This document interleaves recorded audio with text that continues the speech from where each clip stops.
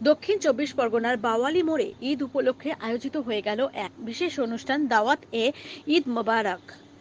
আমরা সবাই এর পরিচালনায় এদিনের এই অনুষ্ঠানে বস্ত্র বিতরণ, ইসলামিক কুইজ, গজল, কাওয়ালি ও মনোজ্ঞ সাংস্কৃতিক অনুষ্ঠান সুসম্পন্ন হয়।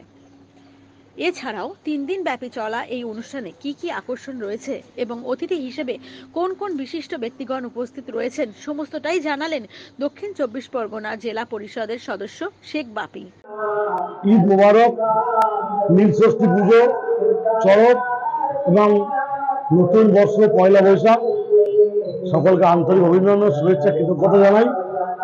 উৎসবের দিনগুলো প্রত্যেকের জীবনে আনন্দপূর্ণ হয়ে উঠুক, সকলের উত্তরোত্তর সুবৃদ্ধি হোক, আজকের শুভ দিনেই কামনা করি। ভালো থাকুন, সুখে থাকুন, শান্তি সমৃদ্ধি থাকুন এবং উন্নয়নের সঙ্গে থাকুন।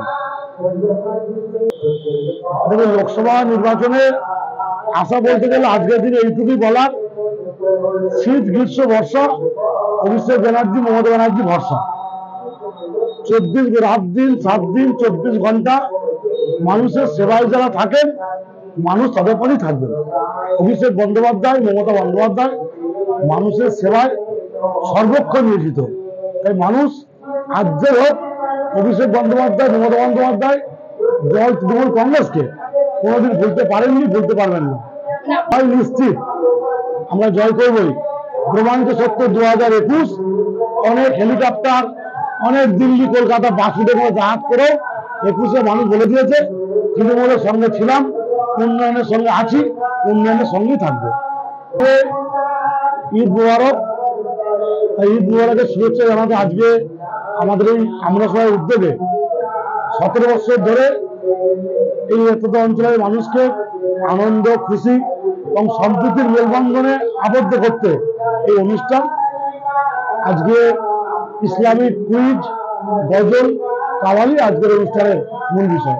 ইতিমধ্যেই অশোক দেব মহাশয় তিনি এসে আমাদের শ্রদ্ধেয় পরম পূজনীয় বিধায়ক অশোক দেব মহাশয় ইতিমধ্যেই এসে শুভেচ্ছা বিনিময় করে চলে গেছেন।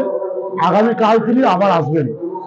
বজ্র পৌরসভা সম্মানীয় পৌর প্রধান শ্রদ্ধেয় গৌতম দাশগুপ্ত মহাশয় তিনি ইতিমধ্যে এসছেন। আরো অনেকে আসবেন আগামী 3 দিনে। আগামীকাল আছে বাংলা ব্যান্ডের গান, নৃত্য। আগামী পরশু আছে পুতুল নাচ, ম্যাজিক শো, আপনার দুটো নামী আর্টিস্টের গান, এসব আছে। আমি শেখ বাপি, দক্ষিণ চব্বিশ পরগনা জেলা পরিষদের মেম্বার।